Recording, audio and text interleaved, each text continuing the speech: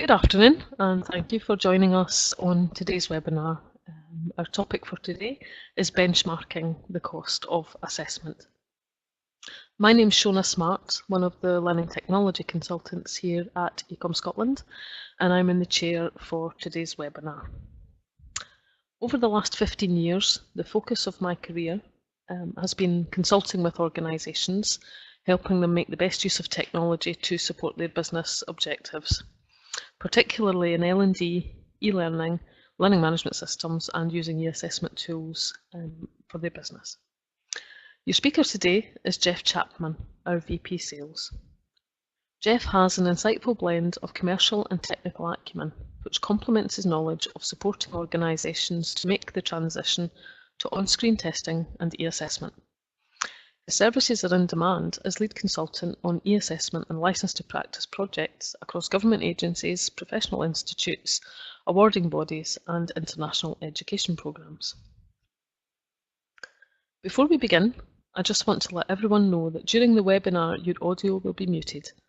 If you do have any questions for us, please type them into the chat box at the bottom left of your screen.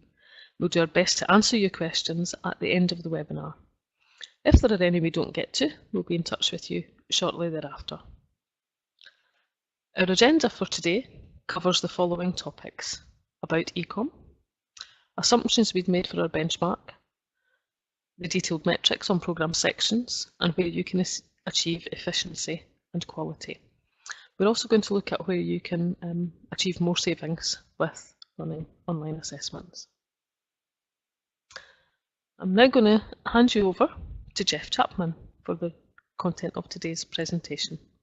Jeff. Thank you, Shona. Good afternoon, everybody. Thanks for joining. I think what we just want to do first off is just a quick cred slide on who eCom is and what we do. We offer customized learning solutions. We focus on the delivery, tracking and reporting of workforce learning and development.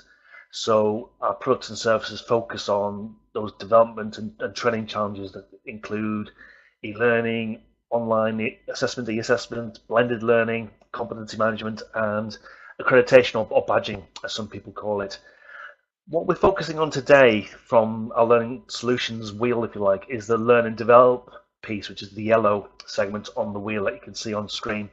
So where we start is in the red section, where we talk to organisations, we talk to people, we talk to really those people who've got a big stake in a competency programme, a qualification, learning development challenges, as Shona's alluded to.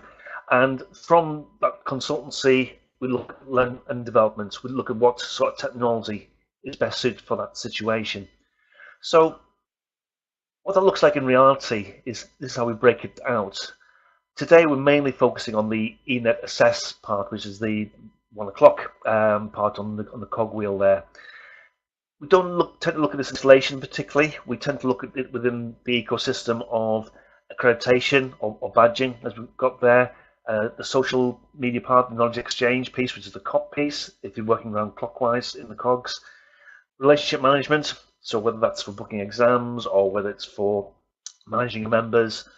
Authoring content, so you may want to develop your own e-learning courses or assessments, whatever it might be. We've got a tool for that. And also deployment of learning through a management system, portfolio, and an enterprise piece as well. So today we're focusing on the assessment piece, but it's an understanding that this is just one part of what eCom does.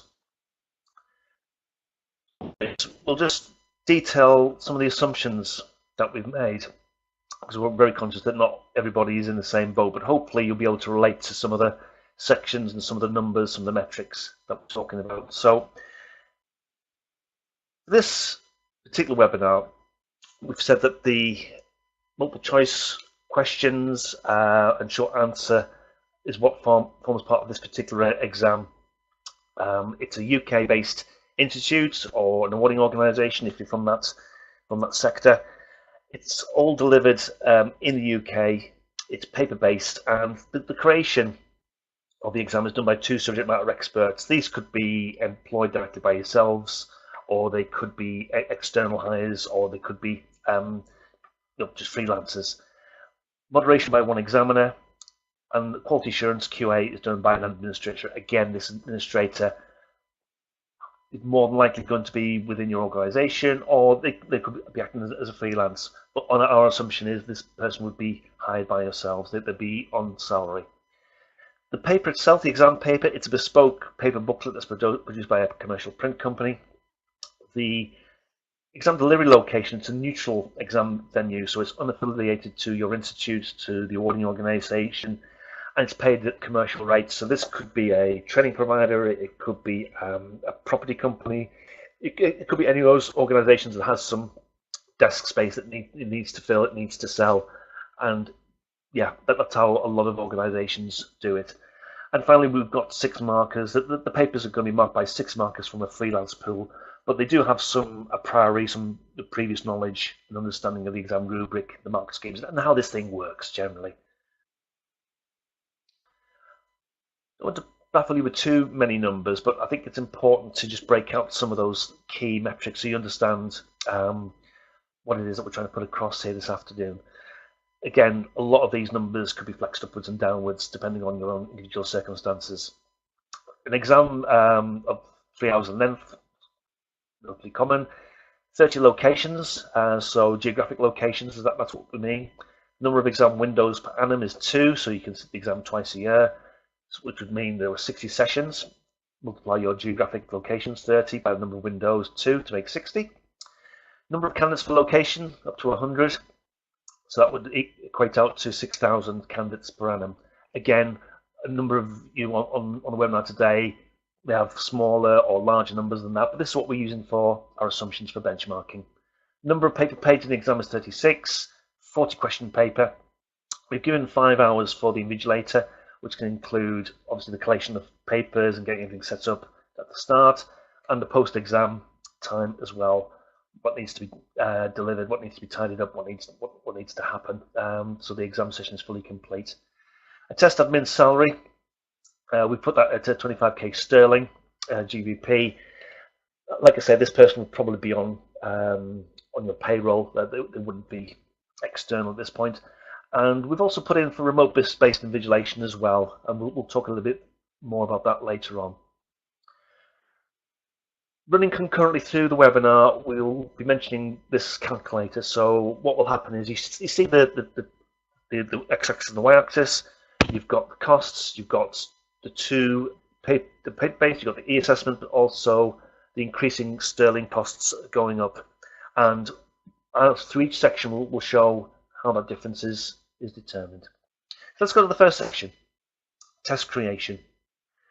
Designing the test and development of the items are the 2 main cost lines that we've got here. The test design includes the program, the qualification design, the test definition or the parameters, a job task analysis, and finally a blueprint, something that talks about what this exam is actually meant to do. The design will note who will be tested and actually what the purpose of the exam is, the overall test length, the test admin time limit, the kind of item types that are expected to be used. They're all going to be specified here. So if the items need to be marked, scored, or judged by either a human or a machine, that's going to be called out here. The blueprint, which derives from the job task analysis, that's going to comprise the content areas relating to the knowledge, the skills, and abilities that need to be the actual critical competency elements for the vocation, the skill or the occupation that's actually being examined. The total or the proportionate number of items that will be in each test form for each content area of the exam, they're going to reflect the relative importance of each content area for the competency. So for this particular area, cost assumptions, we're looking at 2 subject matter experts. We think that's going to be about £350 a day. 1 examiner at 400, and you're going to need about 5 days of each person. So if you look at the first row of our grid there, under paper on orange, that's going to work out £5,500. We're actually developing the items. We've included the item writing itself, drafts, any edits that need to be done, a technical review, and then final edits and sign off to get back to a draft stage. Now, there are generally, not exclusively, but there are generally 2 schools of thought for how these draft items are actually going to be used. The first school of thought is that they're going to be seeded into a live exam, but they're unscored. and the exam length and score calculation will account for that. Now, alternatively, the items can be presented after the live test has already been done, it's been completed by the candidates, and the candidates aware that these are just trial items, they're not going to be scored on them. Now, both of those methods, both those schools of thought, ensure that the items are going to be performing within any statistical expectations you've got about how it's going to be performing, how it's going to differentiate your candidates, and also to really maintain the exam credibility. So our cost assumptions for developing the items, that is the second row on the grid there, again, you're looking at 2 SMEs at around about $350 a day, an examiner at 400. You're looking at 12 days of each person, and we look around about just over 13,000 for that. We've also, incidentally, on the third row, we've put in some SME expenses, which is quite often missed when you're looking at a conversion from paper to on-screen or e-assessment. So again, we've looked at 2 SMEs, 1 examiner, round about £100-ish a day, and you're looking at £1,500. So just to wrap that section, you can see there's a significant saving that can be used, particularly on the item development, when you've not got a lot of people travelling around trying to work out what a test blueprint looks like. A lot of this can be done on the screen now. So there's a good tiny saving to be made there, and that's in the yellow column on the grid. I mentioned the calculator. So right away, our first building block is creation. And again, there's a small gap that started to develop between paper and the assessment. Let's go to our second section, production. So I think with the paper-based world, I mean, you've got some good incremental improvements in print and postage. It's relatively straightforward to quantify. I think excluding any origination or desktop publishing costs, to print and collate this particular exam for our scenario here, for this particular exam booklet, you're looking at just over £4,000. You're probably looking at about 2 pence a page for a commercial process. Although, as I said, many of you know, as with any print job, the more that's printed in one run, the smaller the unit cost is going to be. So, looking at that first row on our grid, print and collation, not necessarily if you're going completely on screen. If you are doing a hybrid delivery of on screen and paper, for whatever reason that may be, yeah, you're not going to look at a zero cost. There will be some paper production pieces in there. Postage, yeah, that's clearly going to be a target cost for this exercise. We're looking at the second row on our grid now.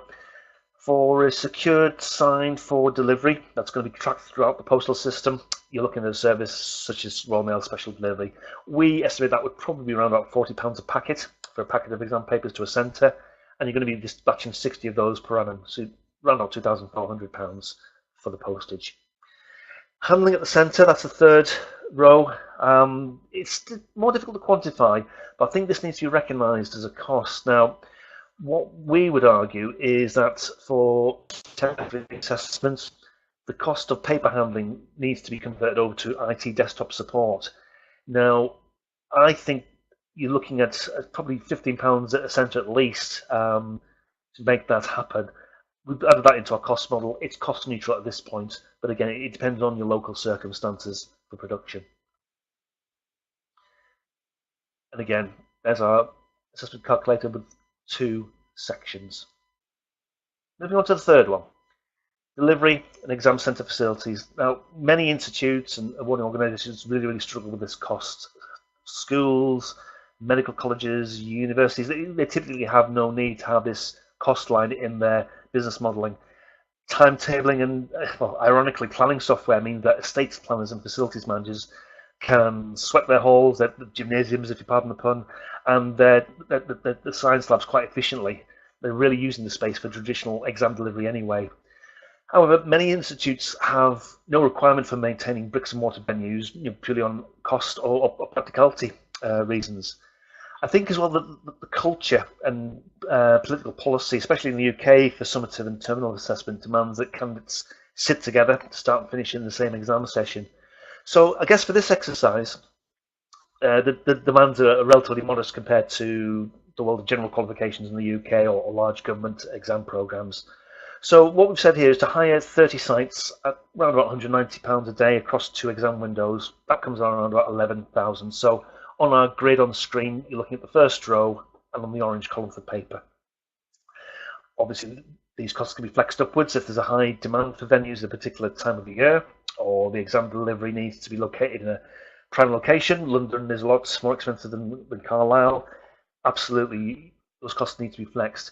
It's obviously worth mentioning that not all the exam locations are the same. Some candidate groups are also more and less discerning than others about where they sit their exams.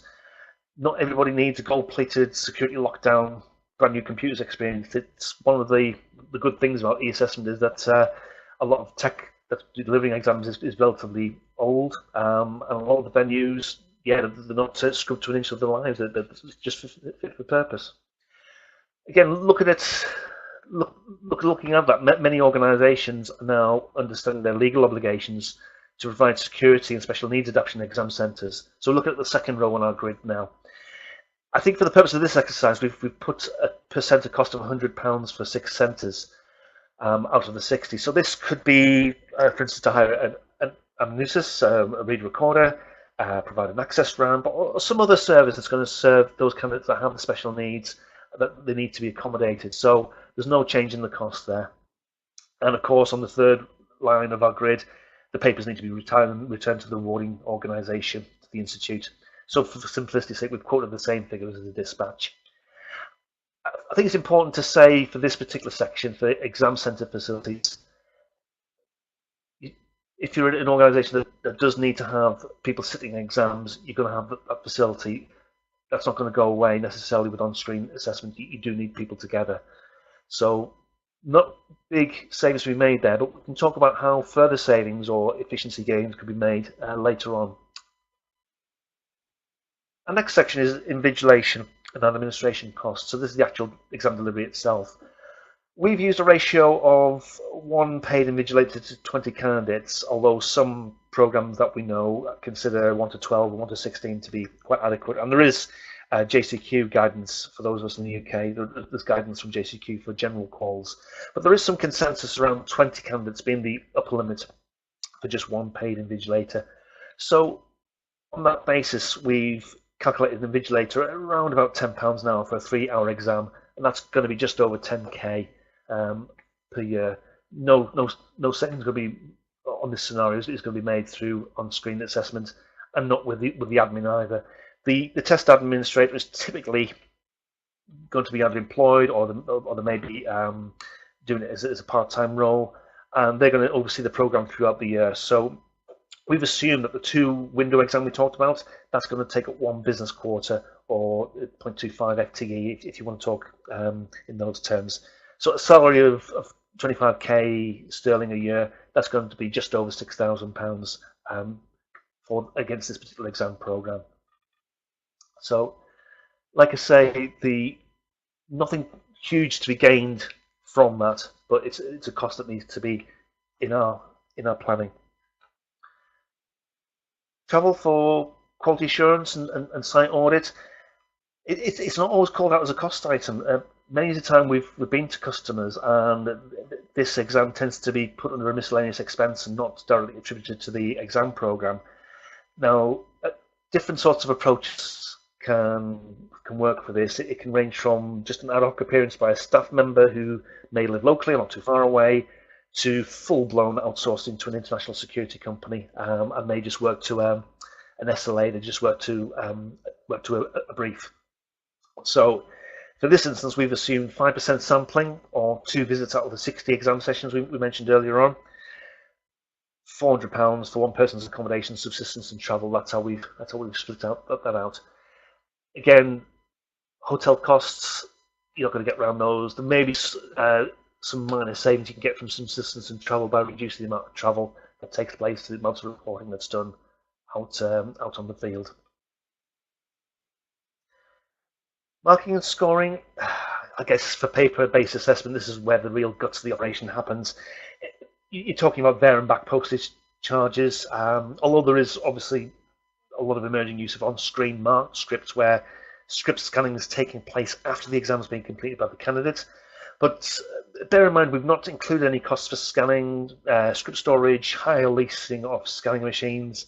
Some organisations that we've talked to, I think they've spent a lot of big sums on facilities to receive and process scripts, which are either owned or they're completely outsourced. So in our example, we've got multiple choice MCQs and short responses as item types. Here's how they typically break out. You've got the postage, which we mentioned before, that can be a saving. The marking of short response and MCQs, yeah, that is a significant saving. We've tried to work out how many papers an hour an examiner could do of this sort of qualification, of this sort of exam. We've looked at 3 papers an hour, maybe 24 papers a day, if you think there's a 7 and a bit or 8 hour day. One marker could do 120 of those a week, if that's all they were doing. Multiply that by 6 for 6 markers to give you 720 papers a week. So for 6 markers for one window of 3,000 papers, you're looking at around about 4 weeks for when those papers come in to actually having the marks ready. So 6,000 candidates per annum, that's going to give you £21,000 for marking and scoring, and that's on the second row of our grid there. Moderation is often called for as a stipulation of regulation with your regulators or your basket of regulators, and really to ensure that the markers are aligned with the chief examiner or the program guidelines if you're in the corporate world. So for our example, it's relatively light moderation with just 2 subject matter experts or examiners for a day, plus perhaps a couple of support staff on there. Our final section, certification for the benchmarking, we're talking about the production of exam certificates pretty much. While paper production is still the norm, this is a cost which is unavoidable, even if the actual results themselves are passed to third parties like UCAS, or they're into a software system like a portfolio or a CRM system or an ERP, or indeed another exam system by an API, application protocol interface, or QTI, question test interoperability protocol. It doesn't matter, they've got to be passed somewhere into a system. There are different sorts of security paper, needless to say, depending on the level of assurance that's required. So to keep things simple, we've used a typical example where production and postage are both £1, so that multiplies out to £6,000 each for each of the rows on the grid on the screen at the moment. I think crunching these numbers, the calculator is topping out on paper-based just under 100,000 per annum for the paper-based scenario, and I think we're looking around about 41% in terms of the saving, just purely on what we've discussed this afternoon. Naturally, some organisations will be below that figure by hiding some costs within other projects or within learning programs that are really profitable. But just breaking out those sections really should drive home some of those efficiencies. But I think what we want to try and finish off with is looking at some of those opportunities for more efficiency and more quality, and how eAssessment or on-screen assessment could really help.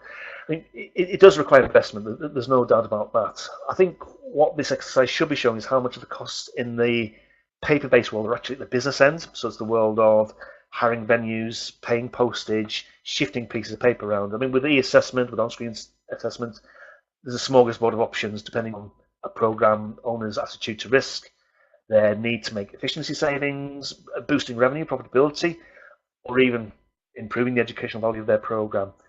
But the investment in planning needs to be done up front. So changing culture, job roles, attitudes, they're the bigger challenges to overcome. And obviously that's where a bit of consultancy at the start often helps. If somebody's administration job is to print and post all the exam scripts, changing their institute job to, say, quality assuring exam items, it's not always an easy management task to do. So I've mentioned there's some of the typical efficiencies that you could probably get with a modest appetite for risk or change. Some areas are better than others, but I think what we really like to look at is where those individual areas could really drill down those individual areas. And a 41% saving, as I said. Let's look at those different attitudes to risk. We've benchmarked this against a risk-averse organisation. Obviously, been doing exams for a long, long time. It's a big chunk of their business. They don't necessarily want to upset their business as usual. They've got to sell this through a number of stakeholders. So we've done some calculations based on that aversion to risk. But we've also looked at the average risk, where customers want to push on a little bit more in certain sections, and also a real risk tolerant organisation where they really want to either drive a lot of cost out of their assessment, or they want to set up new qualifications which have a completely different situation and they want to look at assessing in a completely different way. So let's just take a quick look at what that might look like. Clearly, in a risk-averse environment, there's some areas which are untouchable, unfortunately. With risk average, that does change. With risk tolerant, there's a lot more scope. There's a number of sections. There are 4 sections where you could actually strip out all of your paper-based costs. Some areas like invigilation, some areas like the delivery, yeah, you're still going to have something to do with paper within there. And the calculator there, moving from left to right, we've got the paper base in the first column, risk averse at 41%, risk average at 69%, and risk tolerant at 85%. And that's how we're breaking up those sections. So fitting it all together, as I said at the start, the assessment piece is just one part of that, and a lot of the risk that can be managed can be used by looking at different sorts of integrations, whether it's with in situ software that you've already got or systems that you have, or parts of the puzzle that we've got here, such as the badges for accreditation, which you could actually use to supplement or even replace the certification. And in this particular scenario, in this benchmarking, we obviously recommended the assessed product that we have, right from blueprinting, the job task analysis, question authoring, booking, scheduling, paying, authentication of the learner, of the candidate, reporting analysis. I think what people do like about this is that they don't have to take everything that we do. If they just want to take assess and integrate that to their CRM, or if they integrate that into even another item banking tool, technology allows us to do that these days. I just want to finish with a couple of quick case studies. Organisations that have looked and smell very similar to what the scenario that we described. The Chartered Banker Institute, they're looking for a secure system for their professional qualifications, been running a long time. Again, supporting a variety of item types, auto marking to take away the paper cost there, auto exam scheduling so there's no intervention from timetabling or people like that, and real-time feedback and reporting so that any stakeholders who need to have people practicing, working, they need to be on site or they need to be doing their job. Again, that real-time feedback is really important to prevent downtime. Second quick case study, the IWCF, International Well Control Forum. IWCF have global coverage, so they need to make sure that whatever we supply works in that global context. So that's different languages, different time scales, but also production in parallel on paper as well. This isn't purely just about on screen. And as I've mentioned before, all the different functionality pieces fit together as well. For that, thank you for listening. I think we're just up to half an hour. I just want to hand back to Shona and see if we've had any questions. Thanks very much, Jeff. That was a really interesting presentation, and we've got some questions to support this section of our agenda. We've got the first question has come in from Karen, and she's talking about, for her question is for paper questions. Oh, it's just disappeared off my screen, just bear with me. This. For paper marking, the examiner needs a pen. For e-marking, does the examiner need decent technology and understanding? Okay, I think there's probably 2 pieces to this. The first piece is making sure that there's a standard of the exam program or who's ever delivering the technology part of it. There needs to be an understanding that not everybody has the same level of tech either in their home or in their office. So minimum requirements, you need to be accommodating a lot of different browsers, a lot of different hardware. I think especially for organisations deliver internationally, and if they're getting subject matter experts internationally as well, making sure that the technology works for them. I think what we'll definitely start to see over the next 3 to 5 years is systems that have to, especially if there are government programs or if they're funded programs, is where each part of the system has to be accessible. So not just the screens that the learner or the candidate sees, but also the back end. So this is your examiner themselves, or altering the questions. Because at the moment, I don't think a lot of that happens. With eCom, obviously, we've got our systems, our back end are accessible. The learning management system has been particularly successful with that. But I think just making sure those minimum requirements are properly articulated, and also that whoever owns the program, whoever's delivering the tech, communicates with those subject matter experts, with those examiners on a regular basis, in case for whatever reason the specification has to be raised, especially when you have some of the more progressive item types that have been used for tech. We've seen the instance with Flash pretty much dying off now, making sure that people have got the right browsers and the right hardware to accommodate conversions to HTML5. So yeah, making sure that the standardization piece is properly thought out and articulated, not just for one audience, but for all the different audiences and stakeholders that are being addressed. Jeff Caron's come in with a follow-on question from that, which is who shoulders the requirement for technology? I suspect that your answers will be relating to your delivery partner, but I would quite like to hear the response to that. So who shoulders the technology piece? I presume the requirement this for is technology. Yep. The requirement for technology. Okay, so if I interpret that question correctly, I think it's more around understanding who the learners are or who you're trying to deliver to.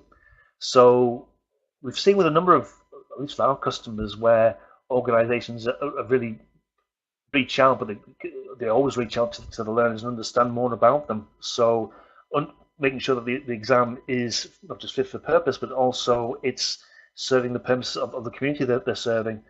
Again, making sure that learners can perform to the best of their ability, but also making sure that nobody's necessarily disadvantaged by the choice of tech. I did mention in the presentation about read recorders, making sure that the technology is properly spec'd for that situation.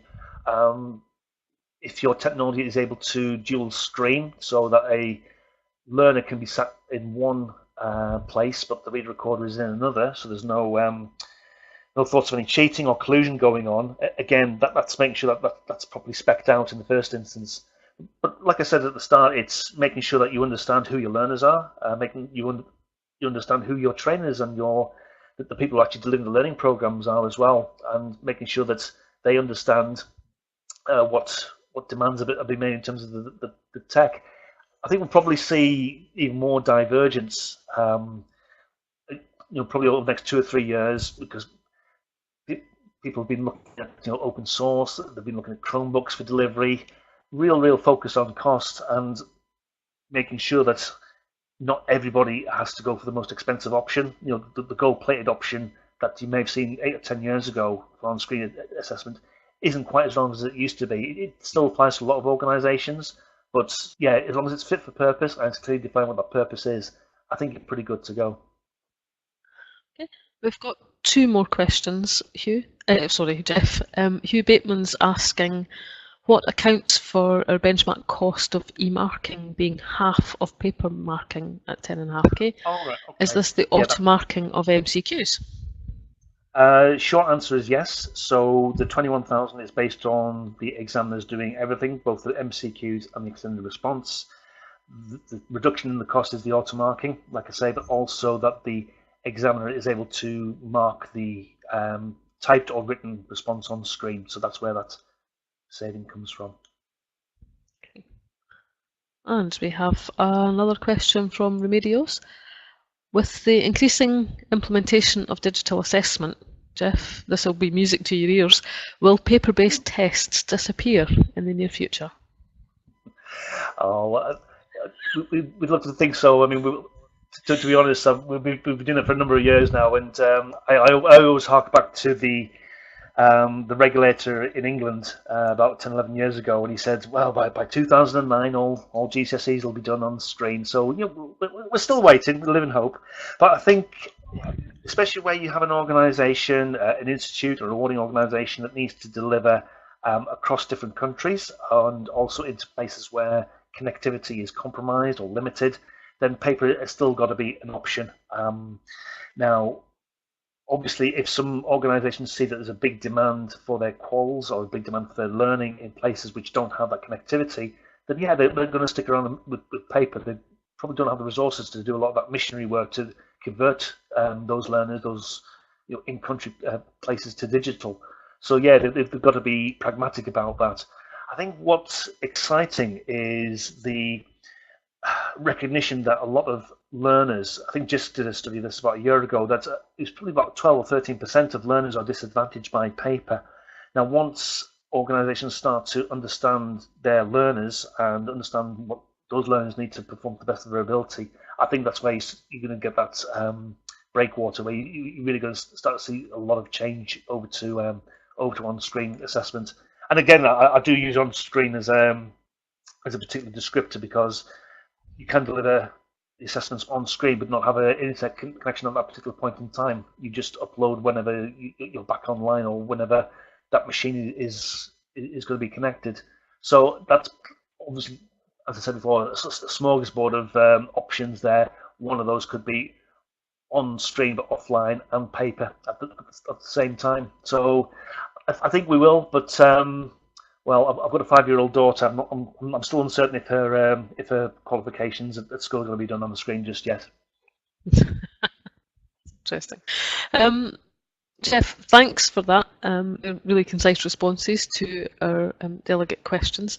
May I take a final call for any questions from our attendees today? If you've got a final thing you want to be asking Jeff while we've got him on the line.